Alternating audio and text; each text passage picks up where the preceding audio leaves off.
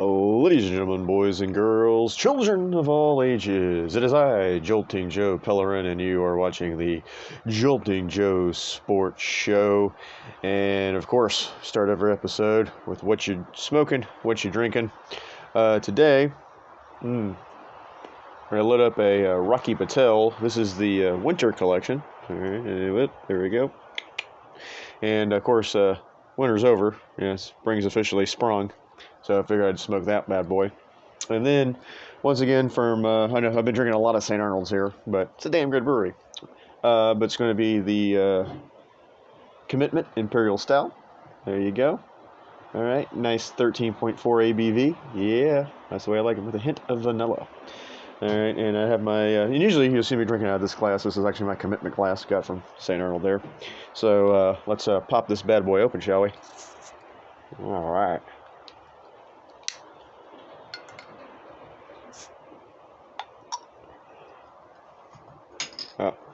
Uh-huh. Mm. Mm.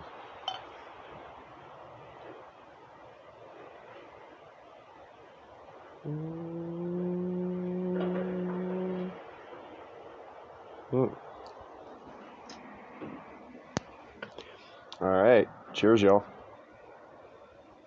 Mm. Ah. Hold on. I lost my bottle cap. Ugh. All right. They always put cute little things on here. This one says, I heart beer. There you go. I heart beer. Ugh. Ah. All right. I'm getting comfortable here. All right, ladies and gentlemen. Not a whole lot to talk about today. But let's start with March Madness, shall we? Because obviously we're going to start with March Madness because we had the Elite Eight this past weekend. So I didn't do too good in the Sweet 16. That's where I kind of went south because I only got half of the games right in the Sweet 16. There were 8 games. I finished the Sweet 16 8-8, of course. And then we had 4 games for the Elite 8. And once again, I finished 500, ended up going 2 for 2. So I ended up with half of the Final 4 teams correct. I did pick on the right side of the bracket. I did pick Villanova, and Villanova defeated U of H. U of H made a hell of a run. I didn't think U of H was going to go that far. U of H was without 2 of their star players most of the season, and throughout the tournament they lacked depth. They were really playing with a 7-man bench, essentially, or 7-man rotation. Only with really 2 bench players. They just played some really great defense, and they played Villanova really well, except because that was a low-scoring game. It was 50-44. What killed the Cougs was they were 1 for 20 from 3-point range. So they were like 5% from field goal range. Both teams shot under 30% from the floor in that game. But Villanova, they like to run clock, and so they were taking the shot clock down, and then U of H, and then neither one of them were shooting very well. Like I said, both of them were 30% from the floor. And then Villanova made 5 threes. U of H only made the 1. And that was basically the difference in the game. But defensive struggle, low scoring, kind of an ugly defensive game. So if you liked offense and points, that was not the game for you. But U of H gets knocked out in the Elite Eight. Nova ends up winning it.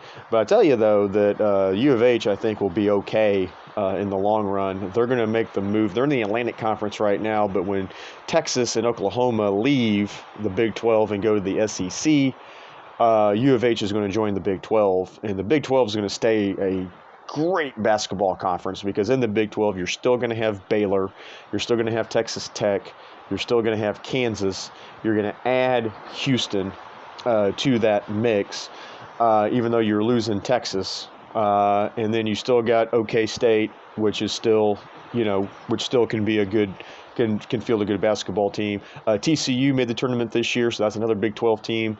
So you got TCU in the mix. West Virginia usually has a decent basketball team. They didn't make the tournament this year, but they're usually pretty good. So it's going to be a hell of a basketball conference. All right, but I did have Nova. I did not have U of H in the Elite Eight. I did have Nova. And then I had Nova beating, but I did have Nova in the Final Four, so I got that one right. And the other one I got right was Kansas. I picked Kansas to go. And did not have Kansas playing Miami, but I did have Kansas, and that game was kind of interesting because Kansas was down at halftime, and it looked like maybe Miami was going to upset Kansas. Miami, I don't have my list in front of me here, but Miami was an 8 seed or a 10 seed. They were a high seed. But Kansas, I don't know what Bill Self said to those guys at halftime, but boy, howdy did he kick them in the ass. And man, Kansas came out gangbusters in the second half. They ended up winning that game by double digits after being down at halftime, but they just put an ass whipping on Miami in that second half. So I got that half of the bracket right. Now, the other half of the bracket I did not get right. One, because I picked Kentucky to be in the Final Four. Obviously, they got bounced in the first round by St. Peter's. And then St. Peter's Cinderella story came to an end. They got the crap kicked out of them by UNC, North Carolina. And did not have North Carolina in the Final Four either. But UNC ends up putting a whipping on St. Peter's. So St. Peter's, clock struck midnight. And their carriage turned into a pumpkin, and that's the way it goes. But a hell of a run for the Peacocks. I mean, they beat some damn good teams. They beat a couple of damn good teams. Beat Kentucky, beat Purdue. I mean, come on, man. All right, beat Murray State. Jeez, which was a 7 seed. I mean, they did really, really well. All right, they were the feel-good story of the tournament too. And then the other one I didn't have, which I probably could have picked, I just didn't, and that was Duke. I did pick Michigan State to upset Duke in the round of 32 there, which obviously did not happen. And then Duke, of course, went on to, win the Sweet 16 and win the Elite Eight. But I just, Mike Izzo's a really good coach, and Izzo just can get his guys to play in March. Izzo can get his guys to play. And so I thought if anybody was going to beat Duke, I thought it was going to be Michigan State. And so I did have, I had Michigan State beating them. And then, but out of that bracket though, I actually had Gonzaga coming out of that bracket, because I thought, and I actually had, I had them in a rematch with Baylor. Of course, Baylor ended up losing in the second round. Was that the second round of the Sweet 16? No, it was the second round. Yeah, Baylor got bounced in the second round by UNC. And then, so I didn't pick, so I had Baylor and Gonzaga. Of course, Gonzaga got knocked out in the Sweet 16 too. And then, so that was all she wrote for that. So, and then Duke took care of business. That was a really good game. Kind of a back and forth game with Texas Tech. In the Elite Eight there. I was rooting for Tech because, I'm from Texas. So I had to root for Tech. No, I'm sorry. Tech, they beat Tech in the Sweet 16. I'm sorry. Elite Eight, they played Arkansas. Sorry, man, I got screwed up there for a second. They played Arkansas there in the Elite Eight. Because, Duke had a couple tough games. They had to play Michigan State, then they had to play Texas Tech, and then they had to play Arkansas.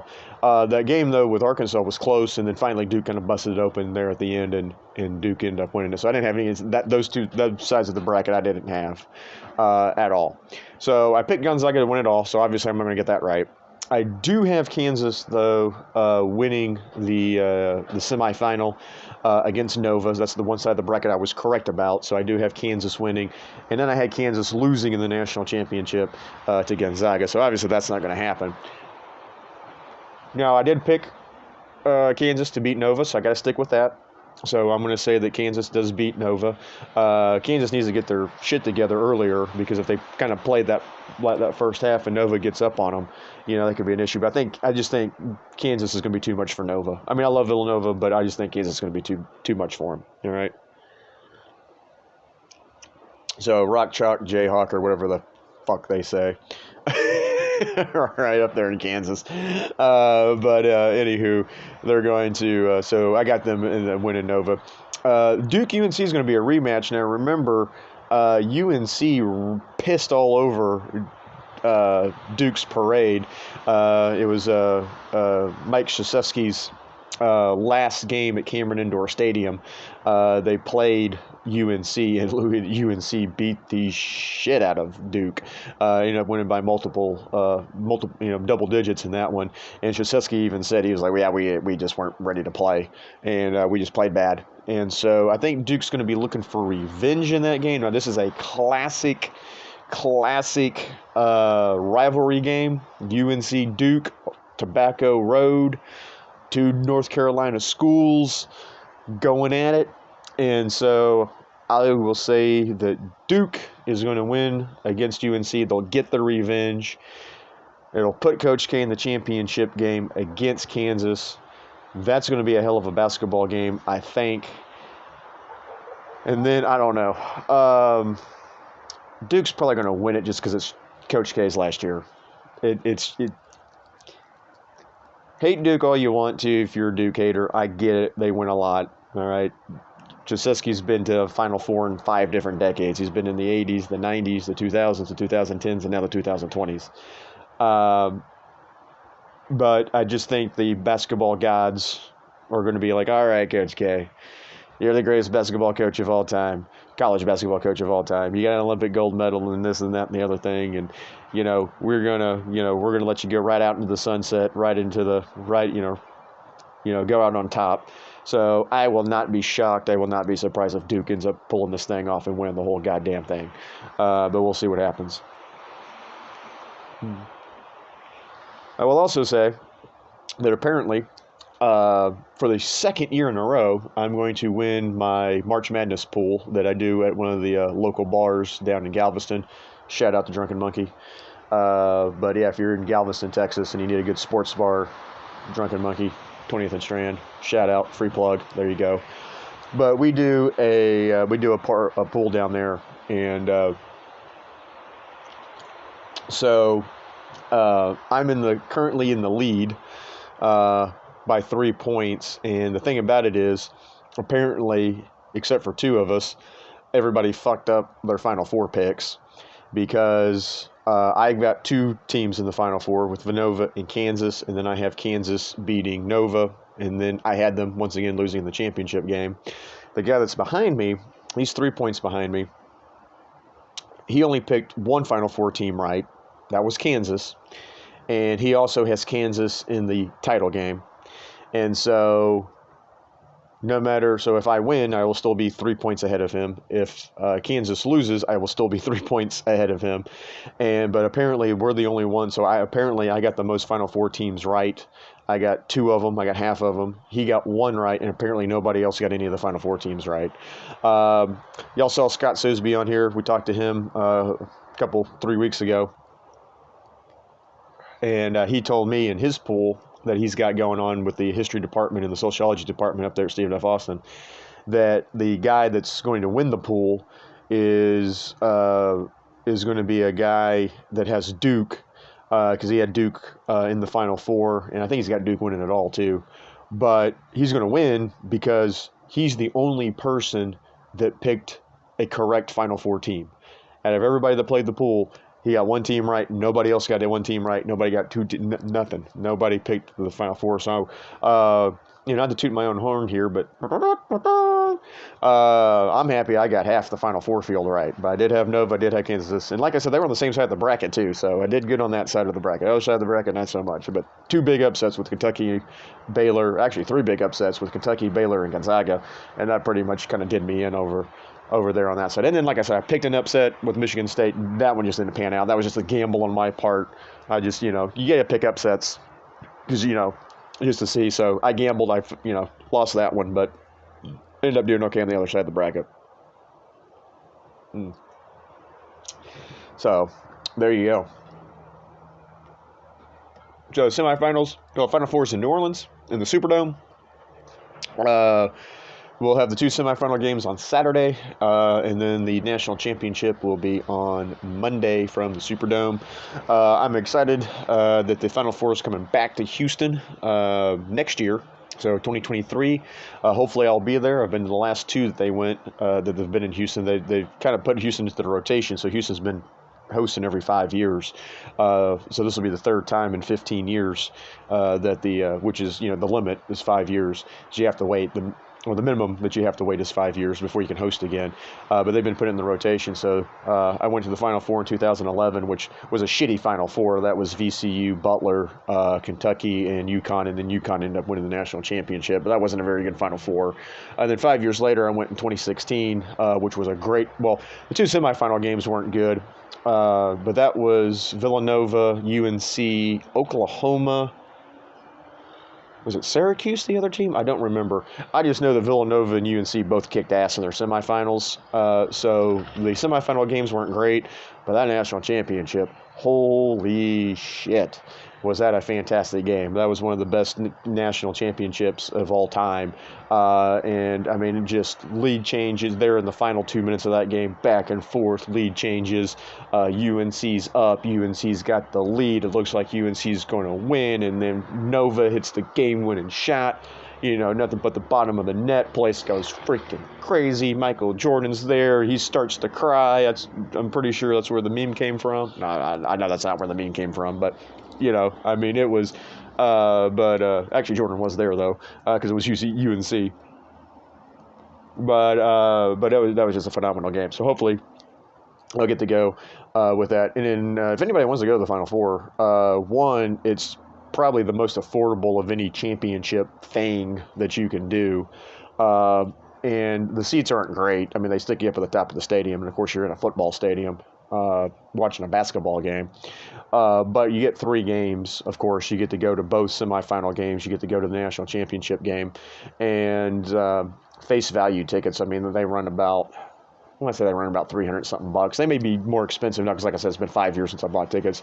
Maybe 400 or something like that. But even if you divide that by 3, I mean, hell, really, I mean, you could, hell, I mean, really, I mean, even if it was 600 bucks, I mean, that's just still a couple $100 for 3 games, which, cost you face value tickets to the World Series were like $250. So it's really not that bad of a deal. And you can't get face value Super Bowl tickets, and things like that. So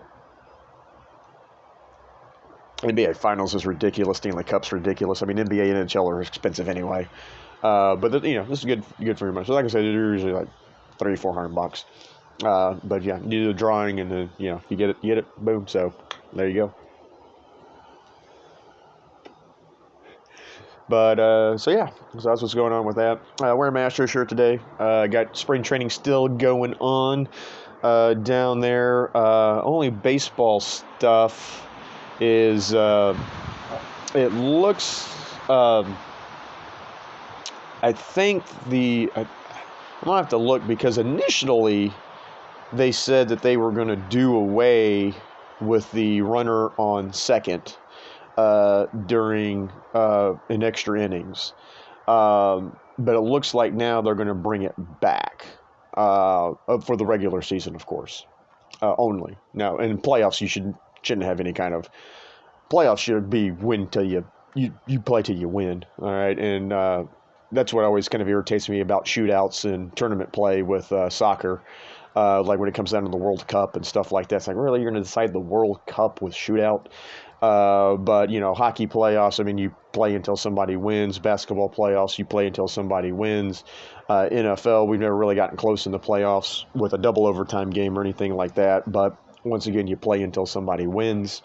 And then, so in baseball, of course, in the playoffs, you just play till somebody wins. So if you got to go 18 innings in a postseason game, you're going to do it.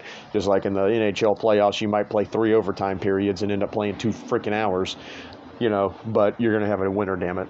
So this may be an unpopular opinion. Excuse me.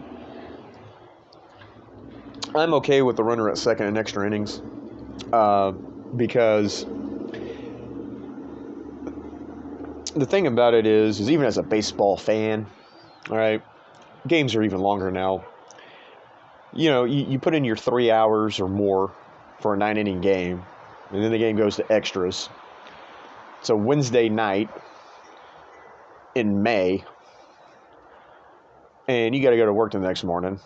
Kids got to go to school the next morning. It's game 20 or 25 out of 162, regular season game. You don't want to be at the, ballpark for another hour, 2 hours while they play 13, 14, 15 innings. And then on top of it, managers don't want to blow their bullpen in a regular season game and waste all these arms and things of that nature. And the players don't want to be there for 4 hours or 5 hours, playing these extra inning games. And so I'm okay with it. Let me just say that. I'm okay with it. All right? I don't mind it. I think they should play 1 inning naturally, maybe play the 10th naturally, then go to the runner on second and the 11th. But, I guess that's really semantics, all right, as far as when you do it. But like I said, just me generally speaking, I'm okay with it.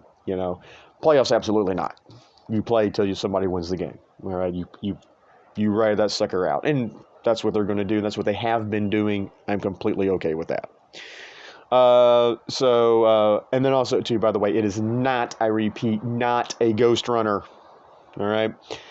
John Heyman keeps calling on freaking MLB Network, keeps calling it a freaking ghost runner. It's not a ghost runner. A ghost runner is when you're playing ball with your friends and you don't have enough people to field a team. You're not playing 9-on-9. There's like 4 or 5 of you. Yeah, right. And you're, maybe 6 of you and you're playing 3-on-3.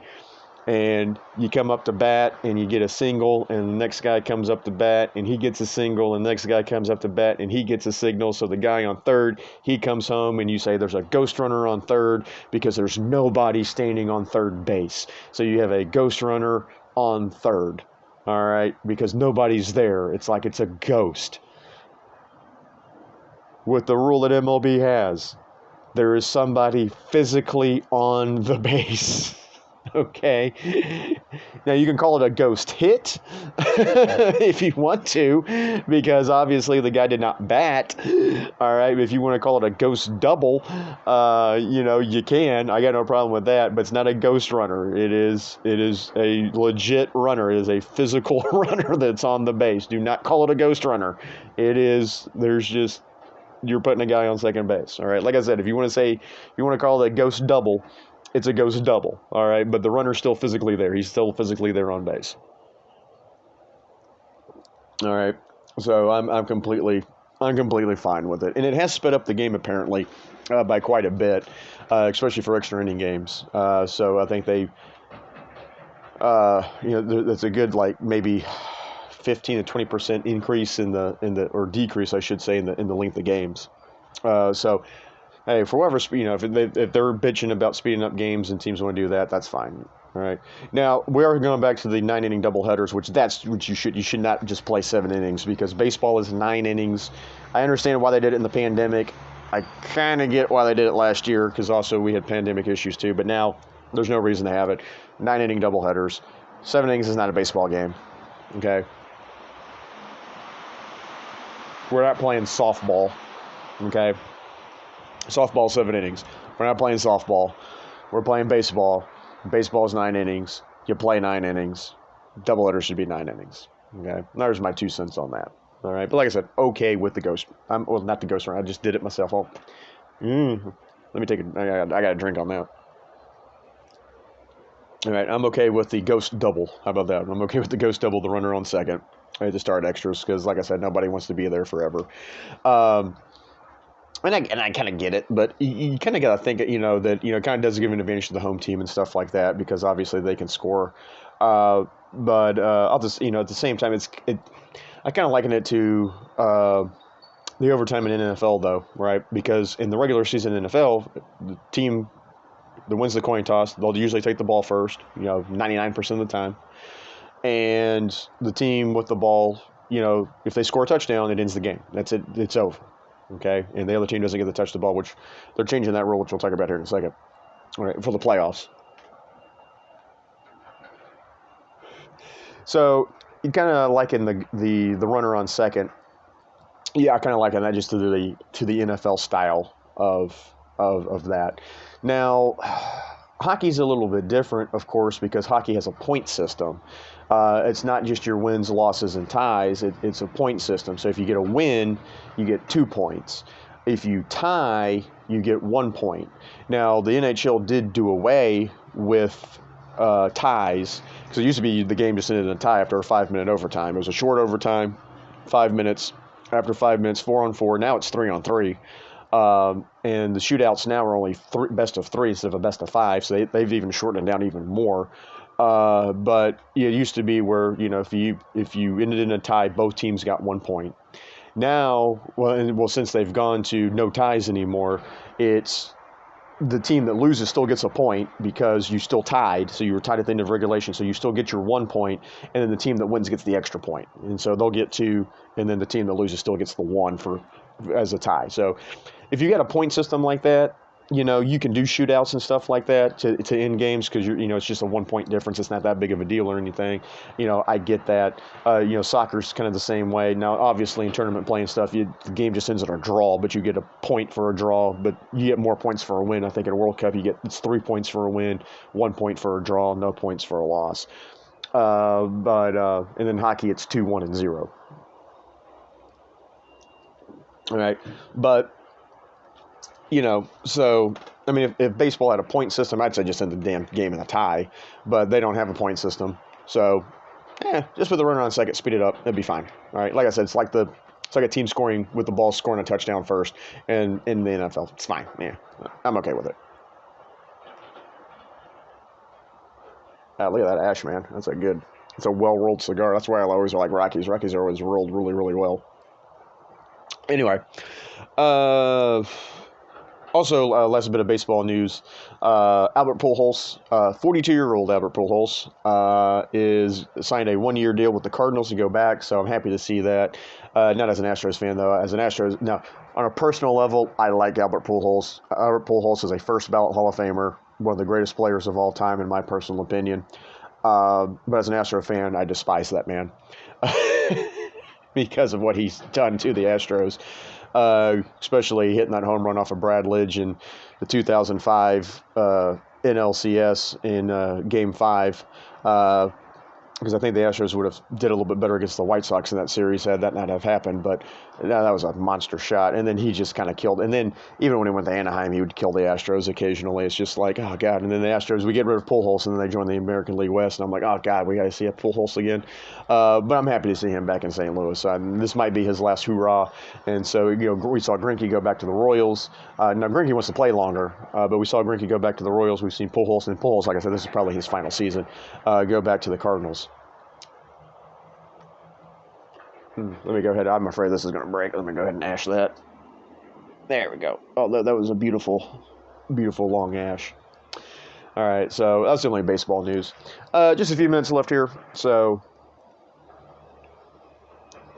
real quick, got word today, the NFL, they are changing the overtime rules for the playoffs, not the regular season. Regular season is going to stay the same. If the team with the ball first scores a touchdown, that will end the game. If they only kick a field goal, then the other team will get the ball.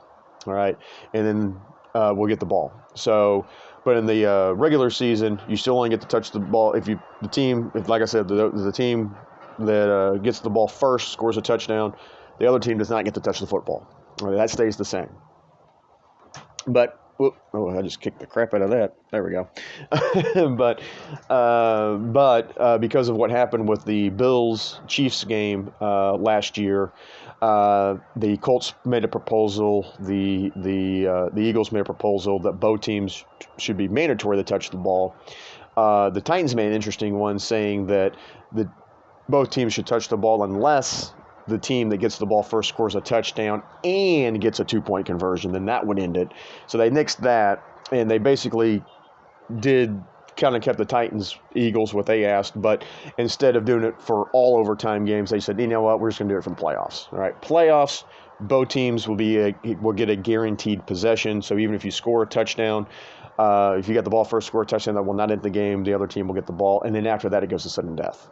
All right, so I don't know if that's really going to fix anything per se. It's just going to make people happy that both teams get to touch the ball. But, you know, and then we kind of discussed this when it happened. I mean, the Chiefs scored on their drive. Both defenses were playing like crap. All right, if Buffalo gets the ball back and they score a touchdown, all right, Chiefs are going to get the ball back, and then it's sudden death, and then the Chiefs still, you know, all they got to do is kick a field goal and they win. And, you know, and the team that won the coin toss still would have won the game. So that's not going to change that. It's just going to guarantee both players to get the ball. So at least you'll have a chance, you know, to answer, and then you're going to have to play defense again, though. So, you know, so as far as that goes. And that's the only kind of big NFL news. So, yeah, that's pretty much it for this week. So y'all enjoy the Final Four, and then I'll probably won't post something until after the National Championship game. So enjoy the Final Four of the National Championship game. If you're in a bracket poll, hope you do good. Hope you got some Final Four picks in and stuff like that. And opening day is almost here. We'll be talking about that pretty soon. And get the NBA playoffs going to be starting pretty soon too. Oh, and we also got the Masters coming up as well. We'll get into the Masters because the Masters starts next weekend, I believe. So we'll get into that too. All right, y'all. Well, once again, cheers, everybody. Y'all have a good one. Take it easy. And we'll see you next time on the Joltin' Joe Sports Show. Remember, at JJ Sports Show 63 on Twitter. That's where I'm at JJ Sports Show 63 on Twitter. All right. Talk to y'all next week, y'all. Have a good one.